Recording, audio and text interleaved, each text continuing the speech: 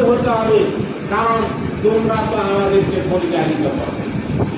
আল্লাহ রাব্বুল আলামিন বলেন, বান্দা তোমরা কেন এত চেঁচামেচি করতেছো? তখন বান্দা বলতে থাকবে, রব্বুল আলামিন তারা দুনিয়ার মধ্যে আমাদেরকে পথভ্রষ্টতা শিখাইছে, মানুষকে মারামারি করার জন্য শিখাইছে, কাটাকাটি করার জন্য শিখাইছে, এত কিছু শিক্ষা করছে, আজকে নাকি তারা আমাদের সমান আযাব ভোগ করবে। আল্লাহ আমরা এটা চাই না। তখন আল্লাহ তাআলা বলবে, তোমাদের কি, তোমরা তাহলে কি চাও? ফাকালু, তখন তারা বলতে লাগলো, রব্বানা ইন্না আতা'না সাদাতানা ওয়া কুবরা'ানা ফাআদাল্লুনা সাবিল।